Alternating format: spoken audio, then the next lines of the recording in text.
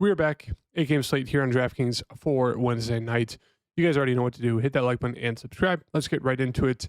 Tonight, the games have pretty much just started. The first game, the Rockets versus Wizards. I think that's at halftime. And then the second one's getting close to halftime. Third one, I think, just tipped off. So a few more games left. But yeah, not pissed off at anything besides the fact at myself. I'm just mad at myself for playing. I switched to Johnny Davis at the last second once we got that news that he was starting. I had Jared Butler instead. You know, I can only be mad at myself. Johnny Davis, as we all know, is absolute garbage, and he's proven it. I think he has like 1 fantasy point in 17 minutes at halftime, and Jared Butler, I think, has like 20 fantasy points. So frustrated about that, but I can only blame myself because, as we all know, Johnny Davis is absolute garbage. But yeah, let's just dive right into this here. Miami versus Cleveland. So the big news for this game is obviously on the Miami side is Jimmy Butler missed that last game. So to see if he's back for Cleveland. If he is, obviously the offense is going to flow through Jimmy and Bam. They're both going to be really, really good spend up options, especially Jimmy at 8,000. You know, he's going to have to do a little bit of everything here. So I'd really, really like him if he's good to go. Obviously, if he's out, it's just even more of a bump to a guy like Bam. And then guys like, you know, Terry Rozier, Martin, and Jaime are probably your best three options. Duncan Robinson is out, so they're missing some offense, some shooting there. So a lot to like here on the Miami side. You know, these guys are priced about right, you know, in terms of Caleb Martin, Rozier, and Jaime. But, you know, we're going to want to get to at least one or two of them, depending on if Jimmy's in or out. Now, if Jimmy's in, I'd stick with Bam and Jimmy. And I wouldn't mind landing on Terry Rozier. Like, he's going to see mid-30s minutes. He should be pretty aggressive. But obviously, it would help if there's no Jimmy. So that's the big news there. Kind of more wait-and-see approach to what happens with Jimmy, because it does really kind of shift the whole kind of starting lineup there for Miami. Like a guy like Highsmith started that last game. He could start again. He'd be a solid valued 4.1. Even Thomas Bryant played some solid minutes there. He'd be a valued 4,000. DeLon Wright's got minutes. Like, there's some interest here in Miami, depending on if Jimmy's good to go or not.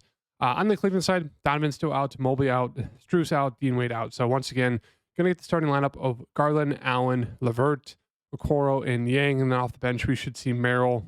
Morris actually got some run there, 20 minutes. So it looks like he's going to be a decent value once again. And then Porter Jr. is definitely risky. As you can see, he's not getting the run here. Even though Garland was bad last game, he only had 7 minutes. Was decently productive, would have been even more productive in 7 minutes. He hit a few shots. But yeah, it looks like he's not going to be a guaranteed play like he kind of was earlier in the season. Even though they're even more depleted now than they were back then. But yeah, definitely risky. You could still click on him if you're going to play a bunch of lineups. You know, he could get extended run. But yeah, right now, just a super risky play. But yeah, I mean, it's going to be one of those nights where I once again click on Garland and lose all my money. He's been absolutely horrendous.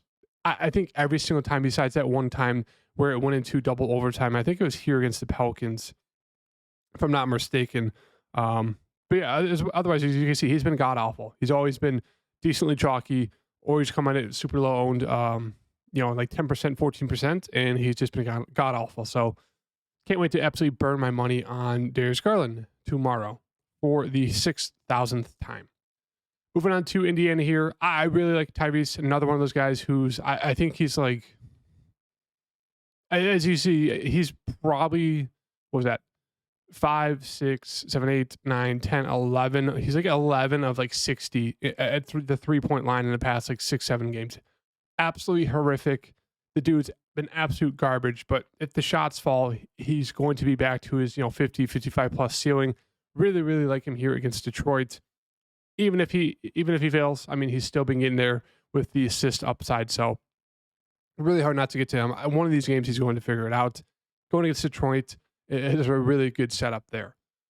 Rest of the team, just secondary options. Sure, if you land on Siakam, Turner, it's a really solid matchup. I just want to focus on Halliburton there with the usage, with the upside. Naismith is fine. He's been playing some solid minutes. Sure, he can have a decent game, go for 25, 30 fantasy points, maybe a little bit more. If you want another risky, GPP option, Jalen Smith, as you can see, productive at times in short amount of minutes. That's really it. Shepard's getting some run. Another value. Same thing with, Nembhard and McConnell. They're there, but I'd really just, focus on Halliburton. Detroit side here, really, really like Cade. I mean, Cade's been a beast. He's missed, a game or two here, past few games, but As you can see, he's a really, really high ceiling, super, super aggressive. So it's really hard not to like him to have a nice little bring back. Don't mind Duran. Once again, just the minutes of shot attempts are just not enough for me to take a shot on at that price. Ivy's fine, but Kate is back. And then depending on if Fonte's back, if he's out, we could look to one of these cheaper guys as a possible value option. But the offense is obviously going to flow through Cade, and then Ivy's going to be that second option. Maybe Fonte's that second/third option there, but nothing too crazy here. Moving on to Milwaukee versus Boston. Should hopefully be a good game to watch. We'll have to wait and see. But on the Milwaukee side, Giannis is questionable, but I would assume he's good to go here. If that's the case, obviously, Giannis and Dame look like solid spend-ups. I don't mind getting to Middleton here. Played 25 minutes in his first game back, so it looks like he's hopefully going to have a 25-minute limit. That's the case at 6.2. I still think you can definitely take a shot on him. Obviously, you need him to hit his shots, be aggressive, which I don't know if that's going to be the case with Giannis back. He was obviously a little bit more aggressive last game because there's no Giannis. So maybe he, kind of filters back down to that, 10 shot attempts in 25 minutes. Who knows? But I do think it's a price tag you definitely take a shot on him at. With him back, it definitely hurts the upside of guys like Portis, Lopez, even Beasley. So I don't have much interest. You could look to a guy like Pat Bev as a little bit of a value play. Same thing with Connaughton or Crowder, but they're just very, very, very bad point per minute guys right now because obviously Dame, Giannis are going to soak up all the usage, and then the third guy who's going to start getting more usage is going to be Chris Middleton. So I just don't think there's a need to take a shot on anyone else here. You're really just playing with fire. On the Boston side here, big news is obviously going to be Brown there as well as Holiday. Pretty much those two. Sam Hauser is not really that big of news because he's also priced up. So out of play for me. Pritchard's out of play for me unless Holiday's out. So right now, Tatum looks like a really, really solid spin up. I'm assuming Brown should be good to go. If that's the case, fully healthy team. I'd really only take a shot in Tatum, Porzingis. They had really good upside. Otherwise, Brown's price about right. Maybe a little bit too pricey for me with a fully healthy team. Same thing with White and Holiday. They're just too pricey for me to get to at that point. I wouldn't mind taking a shot at Al Horford. Should see 20 plus minutes, especially if a guy like Porzingis gets in foul trouble or someone else. They're going to use him to guard Giannis. So I actually do have interest in him. Obviously Porzingis and then Tatum. Moving on to Sacramento here versus Toronto. Sacramento, you really just want to focus on three people: Sabonis, Fox, Monk. Solid matchup here. All three of them are really, really solid price tags. Obviously, I prefer getting to Monk or Fox. Sabonis is just a little bit too pricey for me, but he's been a beast. He's pretty much been a triple-double, absolutely rebounding the shit out of the ball, as you guys can see there, 18 in the last game. So all three of them look great. Murray's a fine secondary GPP option if you're looking for a little bit of a riskier play here. Price about right. Once again, not really sure why they have 82 minutes there. But yeah, Murray has the upside. It's just I'd rather focus on Fox, Sabonis, and Monk. I do think Monk is probably the most interesting right now. He's been super, super aggressive recently and just pretty much very productive. So I like him a lot here. In terms of the Toronto side, on the Toronto side, obviously no Quickly, no Barrett. So in terms of the guards that they're going to start, not really sure. We have a bunch of just random people. The most random team ever here. But I would assume Bruce Brown's going to take over the starting role here. Obviously, there's going to be a lot of blowout risk in this game. I'm assuming they're going to start Olynyk, Trent, Brown, Dick, and then maybe a guy like Nwora. If that's the case, there's a lot of value options here. Like, I do think the number one option on offense would probably technically be Gary Trent Jr. Like, the dude's going to get his. He's going to shoot the ball a ton. He's kind of like a Cam Thomas play where super score independence. Cam Thomas has become more of a playmaker, but Gary Trent, super score independence. If the game stays close, he should see 30 plus minutes. Has an upside. 6.1. I don't think he's a necessity to play. Like, I'd rather pay up for Kelly Olynyk if you're going to pick from one of those two guys there. But otherwise, I'd feel fine paying down for a guy like Bruce Brown at 5.6. He should run the show in terms of playmaking. Grady Dick, really strong play there at 4.7. He should be more aggressive. Johnny Porter has been, pretty productive off the bench there. Another, great value at 4,000 who should see some good run. And then these other guys here like Nwora, even McDaniels, they are, they've been productive enough at their price tags, off the bench to take shots on. Like, as you can see, Noir's been, pretty strong actually. Obviously a really good scorer. McDaniel's just more so defense. So obviously I give the edge to Noir there. And then Freeman Liberty is just, too risky to get to unless he starts, but don't see that happening. So good amount to like there for Toronto. Moving on to Utah here versus OKC. Utah, Laurie is back out. So we're going to get, and Collins is questionable. I don't know if he's going to come back next game. That dude is completely embarrassed after getting absolutely not dunked on. Throwing the ball through the rim is not a dunk.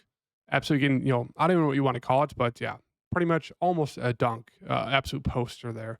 But yeah, in terms of the offense here for the Utah, it's going to go through Colin Sexton and Keontae George. Those are going to be your two primary guys you want to target. They both have really, really good upside. They should both be super, super aggressive. Colin Sexton has just been super, super efficient. I mean, look at this dude's box score. Pretty much for the past 2 months, he's been floating like 50+% every single game. So he looks really, really good at 7.3. Keontae George, 6.7, same thing. They both are going to lead this team. I don't mind getting to either one of them. They should both have really, really strong upside. I'd almost prefer them to, Cade and Tyrese just because they're cheaper. I wouldn't say they have the same upside. They have close, but not the same upside as these two guys. But yeah, they should see a ton of minutes, 35, probably 15+ shot attempts each. Really, really like both. Some secondary guys you could get to. Obviously, Collins plays, you could get to him. But obviously, if he's out, we could look to a guy like Hendricks and Kessler. They'd both be solid value options there.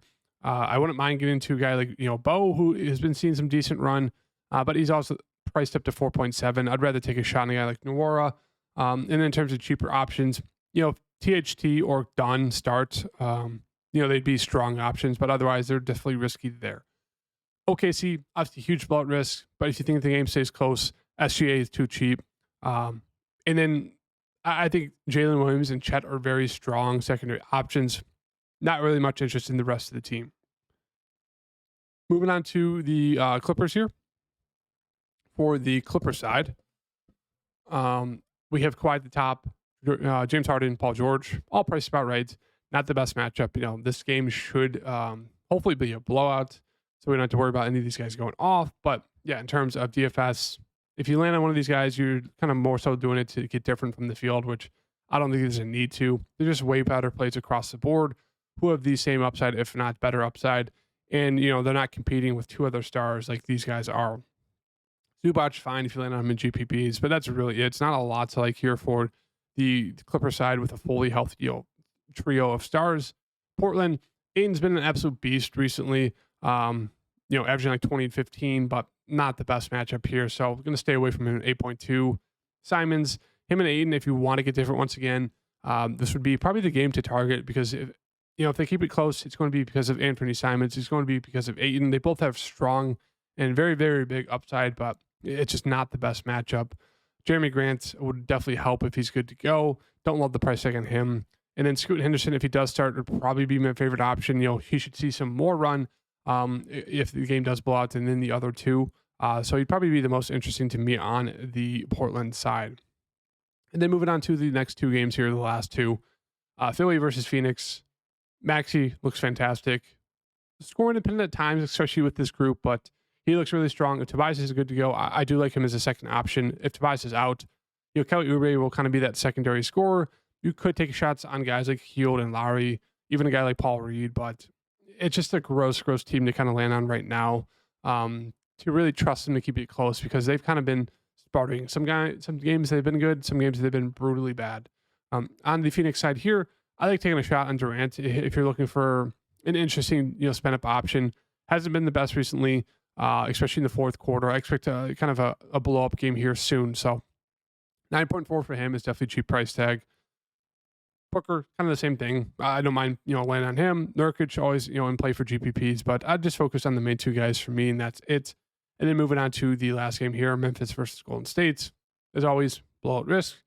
But, with Memphis, absolutely love the upside of Bane and Jaren Jackson Jr. They're going to assume all the usage, all the upside there. So they both look really, really strong. The game stays close. They're both going to be playing 35 minutes, probably shooting the ball 15, 20+ times. So they both look like great plays for this game here in this matchup. Golden State, I don't have any interest in this team besides Steph. As I said, for the past 2-3 weeks, they're just running Kuminga, Green, Thompson, Pods, Paul, Wiggins, Davis, even Moody's been getting in there. They've just been running them all 20 to 25 minutes. So it's really hard to land on one and feel great about it. Pods would probably be the most interesting to take a shot on besides Steph, but really I just stick with Steph. And as you can see, super, super cheap price tag for Steph at 8.7. So there's a lot to like on the slate in terms of guys between that, that 10K to 8.5K range. Like, as I said, SGA, fantastic spot. Durant, Booker, Fox. Moving on down here even more, Jaren Jackson Jr., Bane, Allen, Garland, Porzingis. Like, there's a lot to like. I don't really think you need to spend up because there's a lot of, second tier stars who look really, really cheap and they're really, really good spots. So, in terms of early look core plays, I'll try to throw one together. I do really like getting into Jaren Jackson Jr. and Bane here. I don't mind going to a little boom. We'll take out him. We'll put it in Steph. I don't mind loading up on these guys. Steph, Bane, Jaren Jackson Jr., obviously Brown there. So obviously a lot of injury news we do have to wait for, but a lot to like here in terms of this, slate tomorrow. I like keeping it kind of more so a little bit balanced, trying to fit as many 8 to 9K guys in there as you can without dipping too far into the value across the board. Obviously, we'll have to wait and see what the true value is, but make sure that like button and subscribe, and I'll see you guys in the next video. Peace.